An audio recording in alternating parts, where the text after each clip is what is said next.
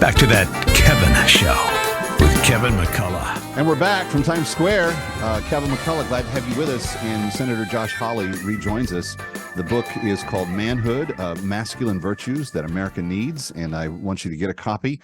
Senator, we were kind of down the rabbit hole just a little bit on the trans agenda and what it is doing. But it is essentially erasing the child's God-given DNA. Like, we've learned so much from science, and this is so anti-science, but in the genome code, we now know there's a serial number written on every cell in our body. I can pump my body full of hormones. I can go have surgeries. I can do all kinds of things to change appearance.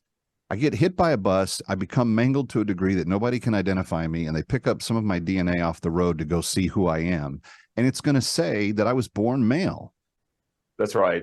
Biological sex is a real thing.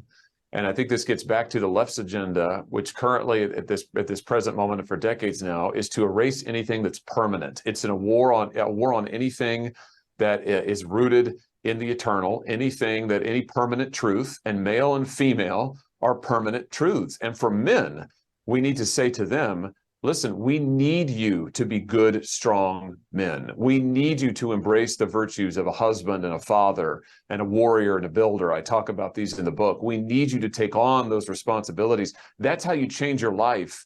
That's how you change the destiny of your family. That's how you change the destiny of this nation. Senator Hawley, let me ask you, if the days that we live in are as bleak as they appear to be, and you talk to any number of parents that are living in certain school districts, this stuff is scary. They're transitioning kids against their parents' permission and will, even knowledge in some instances. And you've heard things come out of leftist mouths in recent days. Press Secretary Karine Jean-Pierre just saying over the last weekend that these kids don't belong to parents. They're all our kids. They belong to all of us.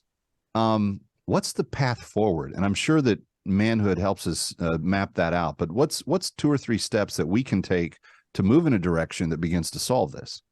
Well, from a policy perspective, we've got to be clear that power should be in the hands of parents. That's why we ought to enact a Parents' Bill of Rights at the federal level that will give every parent in America the right to see what their kids are being taught, to see what their school district is spending money on. I mean, parents pay for these schools. Let's not forget, tax dollars fund these schools to give every parent the right to have control. Is there a version that has been drawn up in either house? Yes, yeah, I have one. I've introduced one. And it would also allow parents then to go to court. If the school district, the bureaucrats, they deny you these rights, you ought to be able to go to court and force to ensue them. We have got to sue to enforce them, rather. We have got to put power back in the hands of parents. And this is a winning issue. This is absolutely somebody, critical. Like in deep blue New York, parents will go with this. This is a very, very winning issue in a large percentage. And I think on a personal level, and for men, just thinking about the application for men, I think the answer is for fathers. Hey, be involved in the lives of your children. And it doesn't take much. I mean, I'm a dad. My boys, like I said, are 10 and 8.